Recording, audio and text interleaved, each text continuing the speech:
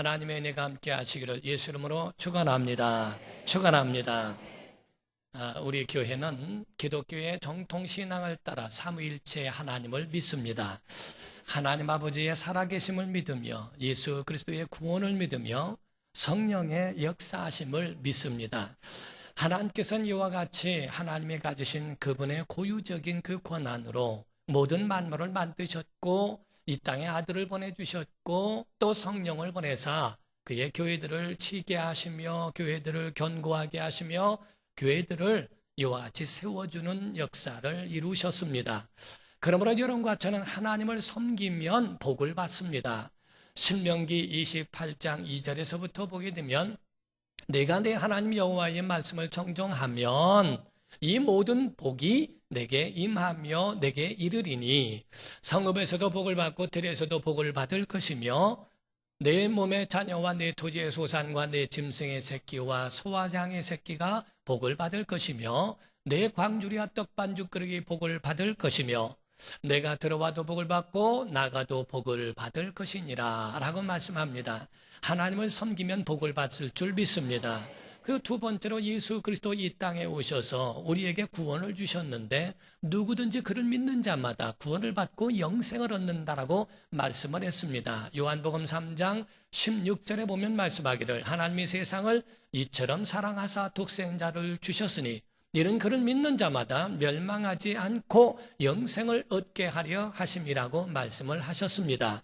여러분과 제가 예수 그리스도를 구주로 믿으면 영원한 나라에 들어갈 줄 믿습니다. 이것이 바로 기독교의 정통적 믿음이요 신앙입니다. 세 번째 믿음에 대하여 말씀하는 것은 성령을 의지하는 것인데 성령을 의지하면 하나님이 우리에게 성령을 통하여 권능을 주신다라고 말씀을 했어요. 사도행전 1장 8절에 말씀하기를 오직 성령이 너에게 임하시면 너희가 권능을 받고 예루살렘과 온 유대와 사마리아와 땅 끝까지 이르러 내 증인이 되리라 하시니라 라고 말씀하심으로써 우리가 성령을 받음으로 권능이 우리에게 임한다라고 성경은 말씀을 합니다.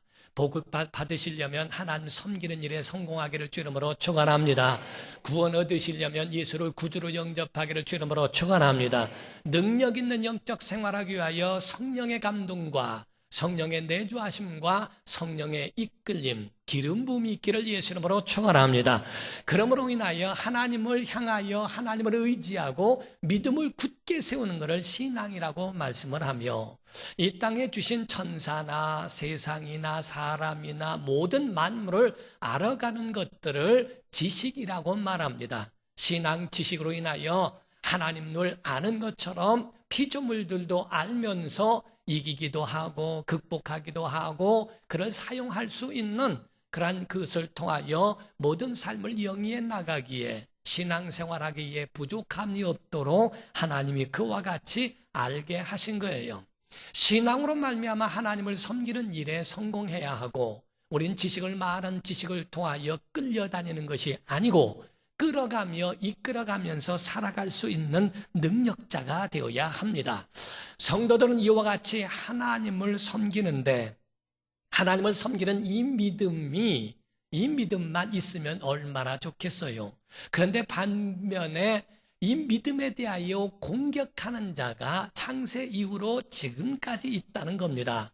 에덴 동산에서부터 뱀의 유혹과 뱀의 공격이 있는 것처럼 성경에는 약속의 자손과 유고론한 자손과의 다툼과 그러한 접전이 있다는 것과 예수 이름 하나 때문에 예수를 믿는 거 하나인데 아니 예수 믿는 사람이 그들을 해한 것도 아니고 예수를 믿는 사람들이 그들에게 전쟁을 일으킨 것도 아닌데 옛날에는 십자군 전쟁이라고 해서 마치 이렇게 정치와 기독교회가 결탁하면서 타락된 모습이 있어서 아쉬움이 있지만은 지금은 사랑이라고 하는 이름으로 각 모든 나라와 모든 마을에 들어가는데도 왜 기독교를 박해하고 환란에 넘겨주고 죽이며 미워하는가?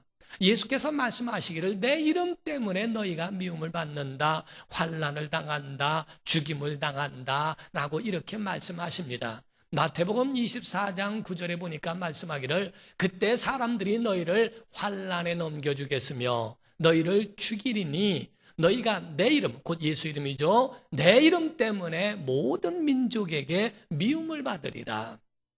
예수께서 하신 말씀이 과연 지금도 이루어지고 있습니다. 그래서 예수께서 오신 그 이후에 순교자들이 있었다면 지금 받는 순교자들은 그들의 통계가 그전의 통계보다 더 앞서고 있다라고 하는 만큼 기독교인들의 순교자들이 오직 예수 믿는다고 하는 그거 하나 때문에 죽는 사람들도 순교당하는 사람들도 있다는 거죠. 이와 같이 바로 신앙에 있어서 우리의 믿음을 끝까지 가질 수 있도록 그렇게 내버려 두지 아니하고 사탄은 어떤 방면을 통해서라도 우리에게 공격해 온다는 겁니다. 여러분이 아시다시피 다니엘은 어떻습니까? 다니엘이 오직 기도 3번 하는 것, 아침, 점심, 저녁으로 인하여 하루 3번 예루살렘을 향하여 창문을 열고 기도하는 그거 하나 때문에 그 모략을 통하여 사자굴에까지 들어가는 그러한 어려움을 당합니다. 무엇을 하였기에, 그들에게 어떠한 해를 끼쳤기에 그들은 자꾸 죽이려고 할까? 하나님을 섬기는 이 하나 때문에만이라도 악한 영들은 이와 같이 사람을 통해서나 어떤 환경을 통해서라도 그 믿음을 깨려고 하는데 문제가 있습니다. 그래서 성경은 우리에게 말씀하기를 처음 믿음, 하나님을 섬기는 믿음이 있다면 그 믿음에 관한 정말 하나님이 주신 생명의 길에 서기 위하여서는 반드시 믿음의 야성이라는 것이 필요하다는 거죠. 그냥 두리뭉실 걸어가는 게 아니고 기독교인들에게는 십자가의 은혜에 대한 피 끓는 하나님의 그 믿음의 야성이라는 것이 그 속에 있다는 것을 말합니다. 왜냐하면 사단은 굳세지 못한 영혼들을 미혹한다라고 돼 있어요. 굳세지 못한 영혼들을 미혹하는 겁니다. 알지 못하고 굳게 세워지지 못한 사람들에게 그 마음에 확신이 없을 때 성경의 마귀가 씨를 뿌렸는데 그 마음속에 구원을 받지 못하도록 그 마음에서 그 말씀을 빼앗았다라고 하는 것처럼 사탄은 우리에게 이와 같이 악한 역사를 일으킨다라는 것을 말씀해요. 그러하기 위해서는 믿음으로 영적 성숙해야 한다는 겁니다.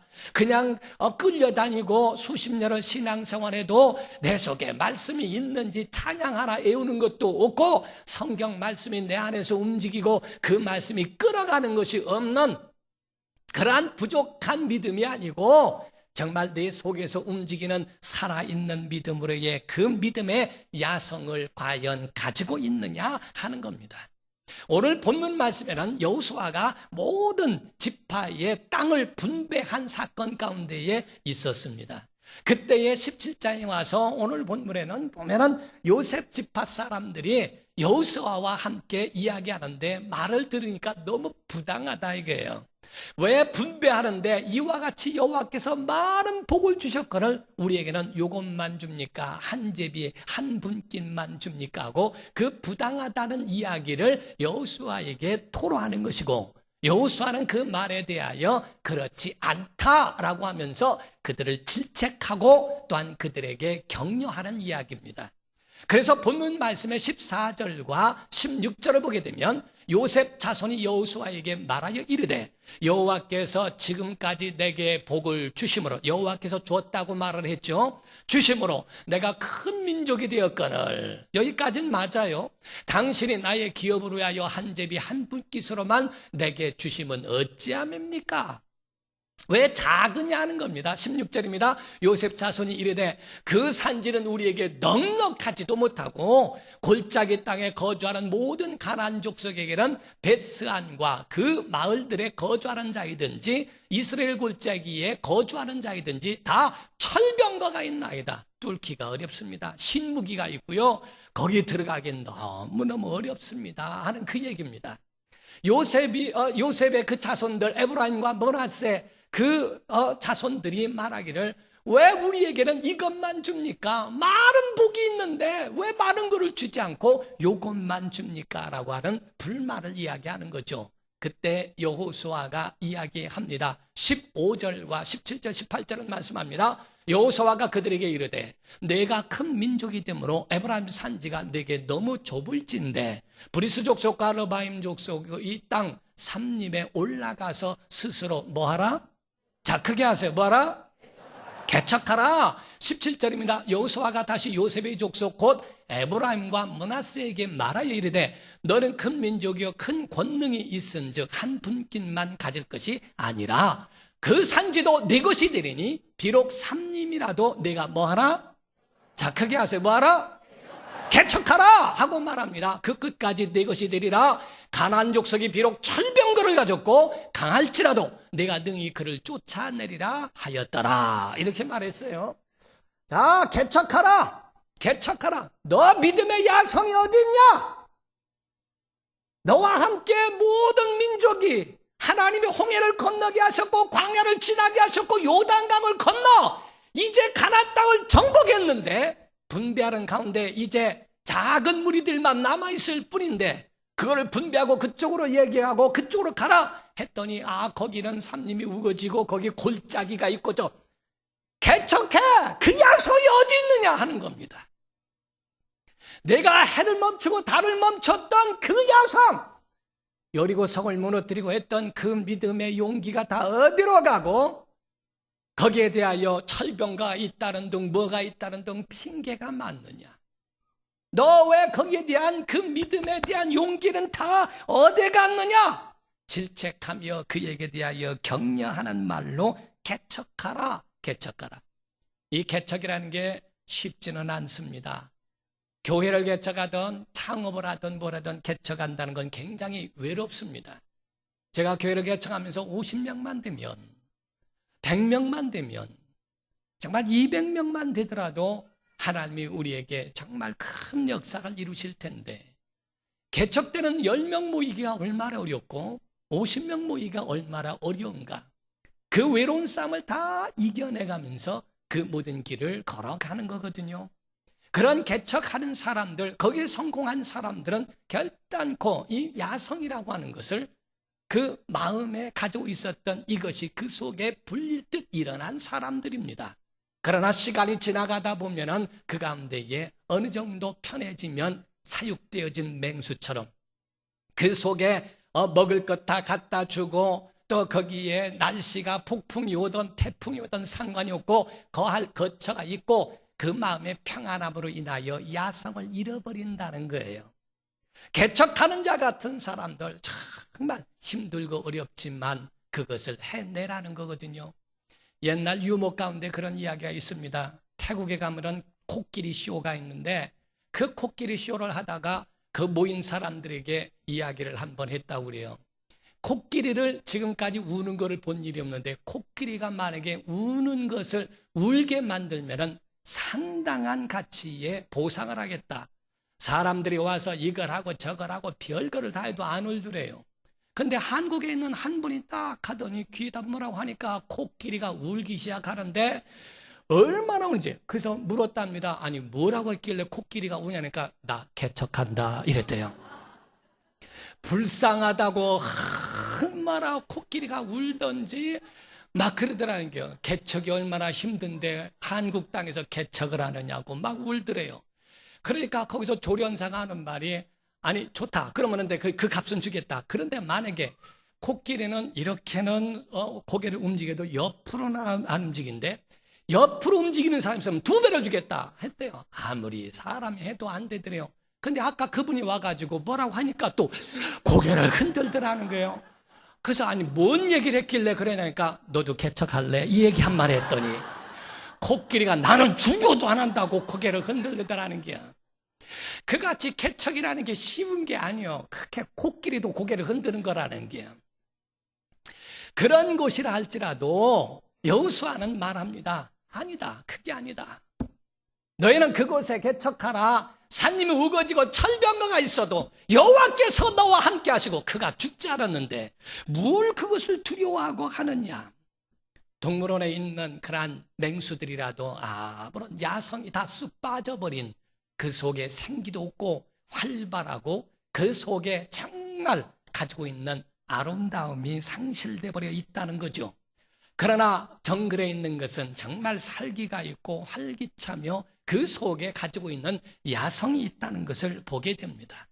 현대 우리 청소년들을 보게 되면은 그 속에 야성이 없어요. 정신력도 너무나 약하고 조그만 것에 부러지고 다치고 하느며 그런 것에 쉽게 마음의 포기와 아픔을 갖고 견뎌내지 못하는 것이 문제라는 겁니다. 어떤 어린아이, 청소년 아이가 있는데 그 아이가 얼굴이 헬쑥해서 물었대요. 너 왜 그렇게 요즘 얼굴 헬쑥하냐? 금식해서. 왜 금식하냐니까 좋아하는 여학생 마음 돌리게 해달라고 일주일을 금식했다는 게. 별걸 다 가지고 금식을 하면서 자기 영혼에 대한 부분은 뭐가 있을까? 모든 것을 다 누리고 다 가지고 아쉬운 것이 없는 삶을 살다 보니 부모에게 너무나 의존적으로 살아가는 것이 문제라는 거죠. 과연 우리 속에 이와 같은 믿음의 야성과 같은 그런 용기가 우리 속에 있느냐 하는 겁니다. 요셉 그 족속 그 자손들에 대해서는 하나님이 이와 같이 복을 주셨다는 것에 대해서는 인정하면서도 불확실한 것에 대한 미래에 대하여 너희와 함께 한다는 것은 왜 믿지 않느냐고 질책하는 거예요. 오늘날 보면은 처음에는 작은 것도 감사합니다. 나는 다른 거 세상에 있는 거 다 필요 없습니다. 난 예수님만 있으면 됩니다. 주님 한 분만으로 만족한다고 했던 사람이 왜 어느 정도 지나가게 되면은 야성이 다 빠져버리고 그 속에서 왜 우리에겐 특혜가 없느냐? 왜 우리에게는 좋은 게 없느냐? 왜 좋은 그런 것들로 둘러주지 않느냐? 처음에는 아무것도 없어도 주님 한 분만으로 다 이길 것 같고 세상을 다 정복할 것 같은 그러한 야성이 어느 순간 지나가면서 왜 우리에게는 한 제비 한 분께만 우리에게 줌이 이게 어찌 된 일입니까? 하고 하나님 앞에 그렇게 불만을 토로할 정도로 돼버렸는가? 철병거가 있고 그런 것들이 있으니 그 가운데서 우리가 어떻게 정복할 수 있습니까? 그 속에는 열정도 없고 끈기도 없는 사람이 돼버렸다는 거죠. 인생에 있어서는 파도가 치는 것처럼 항해하는 그러한 배에 파도가 치는 건 당연한 것처럼 하늘을 나는 비행기에도 난기를 만나는 건 당연한 겁니다. 여러분 마음속에 항상 그런 게 있죠. 비행기를 타고 가다 보면은 어느 때에 공기가 없는 지역이 있는데 거기를 지나가면은 거기를 가다가 확 떨어지는 것을 봅니다. 거기 있는 사람들이 깜짝 놀랄 만큼 한순간에 이제 비행기가 확 내려앉는 것처럼 느낄 때도 있습니다. 어떤 때는 비행기를 타고 가는데 공중에서도 다다다다다다 막 자갈길을 거기를 간 자동차처럼 그렇게 막 흔들리는 것을 보기도 하거든요. 지금은 시스템이 잘 돼 있기 때문에 어디에 뭐가 있다고 그러니까 안전벨트 매라고 미리 이야기도 해주기는 하지만 그전에는 그렇지 않을 때 갑자기 내려가는 경우도 없지 않아 있어요. 당연한 일들이라는 겁니다.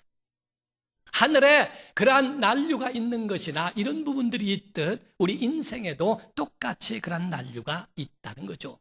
존 맥스웰이라는 사람은 말하기를 리더십 가운데 4대 법칙이라는 것이 있다는 겁니다. 첫 번째 말하고 있는 법칙에 있어서는 난기류를 만날 때 바른 태도를 가져라. 그에 대하여 당연하다고 여기라는 거죠. 당연하다고 그거를 인정하고 받아들여라 하는 얘기입니다. 성경은 우리에게 말하기를 야고보서 1장 2절부터 4절까지 말씀하기를 내 형제들아 너희가 여러 가지 시험을 당하거든 온전히 기쁘게 여기라. 이는 너희 믿음의 시련이 인내를 만들어내는 줄 너희가 알미라. 인내를 온전히 이루라. 이는 너희를 온전하고 구비하여 조금도 부족함이 없게 하려 함이라 라고 말씀했죠. 시험은 다 받는 것이니까 너는 제외됐다고 착각하지 마라. 너에게 온다. 그러나 너에게 올 때에 이거를 당연하게 여겨라. 왜냐하면 우리의 약점이나 부족한 부분들을 그거를 보완하게 하기 위하여 시험을 통하여 굳게 세우는 과정이라는 거죠. 당연하다는 겁니다. 그런 부분들을 인정하고 기쁘게 여기고 이것으로 너 자신을 조금도 부족함이 없도록 구비하는 그러한 태도를 가지라고 말합니다. 두 번째로 말하는 것은 지나간다는 것을 기억하라. 어떤 어려움도 지나갑니다. 자, 뭐 한다? 지나간다. 지나간다는 겁니다. 다 지나가는다고 하는 것을 그거를 기억해라. 절대로 거기에 대하여 한 곳에 머무르지 않는다. 다 지나간다. 지나갔다. 갈라디아서 6장 9절의 말씀을 하기를 우리가 선을 행하되 낙심하지 말라는 겁니다. 포기하지 아니하면 때가 이름에 거두리라. 다 과정을 지나간 다음에 심은 대로 거두어지는 역사가 있으니 너는 절대로 그거를 기억하라. 여러분, 겨울이 더 깊어갈수록 봄은 오게 되어 있습니다.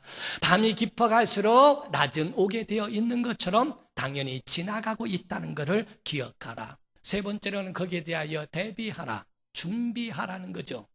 그래서 어떤 난류에 부딪힐 때에 이러이러한 것을 예상하고 어떻게 대처할까에 대하여 너희 자신이 연구해라. 마지막 네 번째입니다. 힘들고 어려울 때에 반드시 관제탑과 계속 접촉하라 하고 되어 있습니다. 믿음의 사람들은 하나님과 접촉해야 됩니다. 믿음의 사람은 기도해야 됩니다. 믿음의 사람은 하나님과 그럴수록 더 가까이 하고 그럴수록 더 하나님을 의지해야 되는 그것이 필요해요. 비행기에서는요, 이착륙이 가장 중요한데 이착륙 때에 관제탑의 지시를 받지 않으면 큰 사고가 나거든요.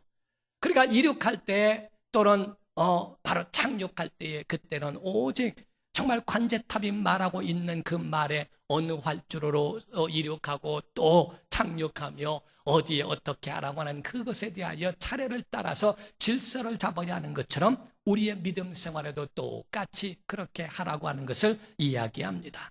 사랑하는 성도 여러분, 세상을 무의미하게 살면 안 됩니다. 시간 죽여서는 안 됩니다. 성경은 세월을 아끼라고 말합니다. 세월을 살리기를 주름으로 축원합니다.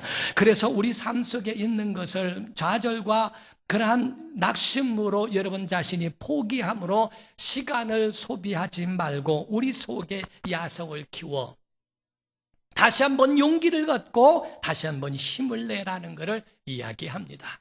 사랑하는 성도 여러분, 요셉의 자손들은 이와 같이 그에 대해서 말하기를 우리에게는 왜 이렇게 합니까? 철병거가 있습니다. 그런 이야기를 말했는데 14장에 가면은 갈렙이란 사람은 다르게 이야기하고 있어요. 이제 보소서 여호와께서 이 말씀을 모세에게 이르신 때로부터 이스라엘이 광야에서 방황한 이 45년 동안을 여호와께서 말씀하신 대로 나를 생존하게 하셨나이다. 오늘 내가 85세로 돼 모세가 나를 보내던 날과 같이 오늘도 내가 여전히 강건하니 내 힘이 그때나 지금이나 같아서 싸움이나 출입에 감당할 수 있으니 그날의 여호와께서 말씀하신 이 산지를 지금 내게 주소서. 당신도 그날에 들으셨거니와 그곳에는 아낙 사람이고 아주 키가 크고 기골이 장대한 사람들이죠. 그 성읍들은 크고 견고할지라도 여호와께서 나와 함께 하시면 내가 여호와께서 말씀하신 대로 그들을 쫓아내리이다. 이렇게 말했습니다. 갈렙의 나이는 85세입니다. 40년, 45년 동안을 하나님께서 모세를 통하여 너에게 이 땅을 주리라 하신 약속이 있으니 헤브론의 땅, 악산이고 아주 힘들고 그런 땅이라도 내게 주소서. 내가 이 산지를 내가 정복할 수 있습니다. 난 아직 힘이 남아 있습니다. 갈렙은 그 마음에 믿음의 야성이 사라지지 않았다는 거예요. 내 속에 믿음의 용기가 아직도 남아 있다는 겁니다. 그 가운데 더 많은 혜택을 받고 왜 덜 주냐, 더 많이 줘라, 왜 이러느냐, 뭐 하느냐, 이렇게 그것 가지고 특혜를 따지는 게 아니라 바로 나에게 대해서 이 산지를 내게 주소서. 내가 정복하리다. 하나님이 나와 함께 하실 테니까. 사랑하는 성도 여러분, 여러분과 저는 분명히 아셔야 됩니다. 여러분 가졌던 처음에 기도의 야성이 살아나기를 주 이름으로 축원합니다. 전도의 야성이 살기를 주 이름으로 축원합니다. 정말 문제 하나를 놓고 기도로 효부를 받던 야성의 용기가 어디 있느냐 하는 겁니다. 한 영혼 살리기 위하여 몸부림쳤던 그 믿음의 용기가 어디 있냐는 겁니다. 정말 주님을 사모하고 그 말씀대로 살아가고 좌로나 우로나 치우치지 않던 그 믿음의 용기가 어디 갔는가. 엘리야같이 기도하며 3년 6개월 동안에 오지 않던 그런 땅에 비를 내려달라고 7번이나 몸부림쳐 기도해서 그 기도의 응답으로 정말 비를 내리게 했던 그런 믿음의 용기가 어디 있는가. 에스더같이 한 민족을 살리기 위하여 몸부림쳤던 그것으로서 한 민족을 일으켰던 그러한 믿음의 용기는 어디에 있는가. 다윗은 골리앗을 이겼고, 그리고 여호수아는 해와 달을 멈추게 한 역사가 있죠. 하나님은 만유보다 크신 걸 믿으셔야 됩니다. 요한복음 10장 29절에 말씀하기를 그들을 주신 내 아버지는 만물보다 크심에 아무도 아버지 손에서 빼앗을 수 없느니라. 여러분, 병이 있어도 이기셔야 합니다. 어떤 악한 영의 공격도 이기셔야 됩니다. 절망도 이기셔야 합니다. 여러분, 하나님은 만유보다 병보다 크시고, 하나님은 이 모든 세상의 어떤 것보다도 크심에 그 크신 하나님을 의지하고 이런 세상도 이기고 병도 이기고 난기류를 극복해 나가는 성도가 되기를 예수 이름으로 축원합니다. 정말 여러분 마음속에 개척의 마음, 정말 여러분 속에 믿음의 야성을 갖기를 예수 이름으로 축원합니다. 기도하겠습니다. 이 시간에 다 같이 통성으로 기도하실 때 하나님 우리에게 은혜 베푸시고 믿음의 야성을 다시 회복하게 하옵소서. 다 같이 통성으로 기도하시겠습니다. 살아계신 하나님 아버지, 은혜와 사랑을 감사를 드립니다. 아버지 하나님 도와주시고 은혜 베풀어 주시옵소서. 주님의 권능이, 주님의 사랑이 우리 안에 있기를 원합니다. 아버지 하나님 믿음의 용기를 다시 한번 가질 수 있도록 역사하여 주시옵소서. 주님을 사모하옵소서.